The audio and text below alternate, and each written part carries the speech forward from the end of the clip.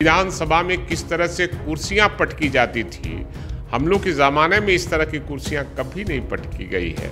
हम लोकतांत्रिक तरीके से विरोध करते रहे प्रधानमंत्री से कि मलाई कैसे खा रहे हैं, उनसे जानकारी प्राप्त कर ले, तब आरोप लगाएंगे तो अच्छा रहेगा। नमस्कार, आप न्यूज़ फोनेशन देख रहे हैं। मैं हूं आपके साथ वंदना। बिहार में भले लोग ठंड का लुत्फ उठा रहे हों, लेकिन सियासी सरगर्मी तेज है। जी हां, आपको बता दें कि बीजेपी की तरफ से सुशील कुमार मोदी ने नीतीश कुमार पर आरोप लगाते हुए कहा है कि बिहार की जनता के हित में कोई काम नीतीश कुमार नहीं कर रहे हैं, लेकिन उत्तराधिकारी यानी युवराज के लिए हेलीकॉप्टर खरीद रहे हैं। हमारे साथ बात करने के लिए हैं राजद के मुख्य प्रवक्ता भाई वीरेंद्र। कैसे देख रहे हैं? बीजेपी के पास कोई एजेंडा नहीं है, और जिस आदमी के पास एजेंडा नहीं रहता है वो अनाप शनाप बात बोलता है। सरकार चलानी है, बिहार चलाना है। पुरानी जब कोई भी गाड़ी पुरानी हो जाती है, खराब हो जाती है, तो निश्चित रूप से तकनीकी खराबी होने के कारण या उसका जो विश्लेषक है वो कहता है कि नहीं, अब गाड़ी दूसरा खरीदना है। तो प्लेन अगर खरीदा रहा है तो उनको क्यों लग रहा है, तीखा क्यों लग रहा है? प्रधानमंत्री से पूछना चाहिए कि रोज़ जितनी सवारी वो किए हैं प्लेन का, और स्पेशल प्लेन खरीद कर और विदेशों का यात्रा करते थे, बेवजह देश को कोई फायदा नहीं मिलता था। तो सुशील कुमार मोदी जी को बोलने की आदत है अनाप शनाप, और खबरों में बने रहने के लिए ये जाने जाते हैं और इसी तरह कहते हैं। उन्होंने कहा कि जनता की गाढ़ी कमाई को मलाई की तरह खा रहे हैं, और ये तो पूछना चाहिए देश के प्रधानमंत्री से कि मलाई कैसे खा रहे हैं, उनसे जानकारी प्राप्त कर ले, तब आरोप लगाएंगे तो अच्छा रहेगा। एक सवाल यह भी है कि प्रधानमंत्री नरेंद्र मोदी की मां का निधन हुआ है, कैसे उसको देख रहे हैं? हम उनके प्रति श्रद्धा सुमन अर्पित करते हैं। उनकी मां हम सब लोगों की मां होती है, और माँ होती है, इसलिए उनके प्रति हम श्रद्धा सुमन अर्पित करते हैं। भगवान उनकी आत्मा को शांति दे और उनके परिवार को दुख सहने की शक्ति प्रदान करे।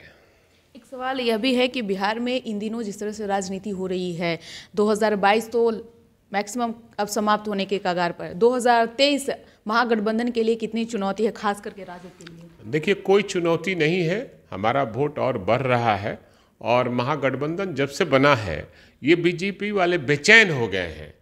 बेचैन इस तरह से बेचैन है कि अनाप शनाप बयान, और विधानसभा का जो दृश्य आप देखा होगा कि विधानसभा में किस तरह से कुर्सियां पटकी जाती थी, हम लोग के ज़माने में इस तरह की कुर्सियां कभी नहीं पटकी गई है।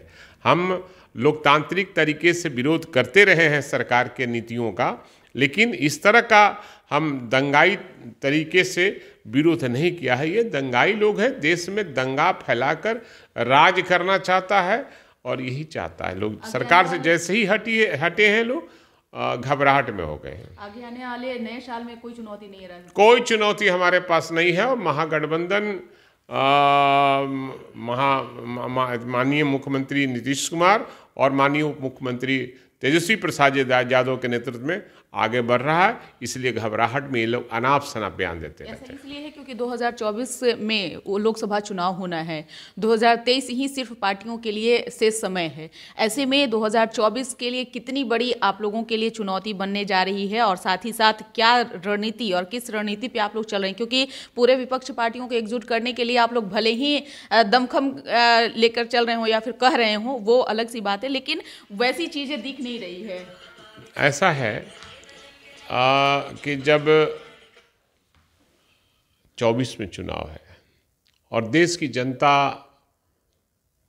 मैंने खूंटा गाड़ ली है कि मोदी को हराना है, मोदी को हटाना है, चूँकि उसने अपने वादे पर कायम नहीं रहा, और जो वादा उन्होंने किया था 2 करोड़ हर साल नौजवानों को रोजगार देने का, किसानों के खेतों में पानी के उनके उपज का दोगुना दाम देने का, ये कभी उस पर सोचा भी नहीं और कुछ किया भी नहीं।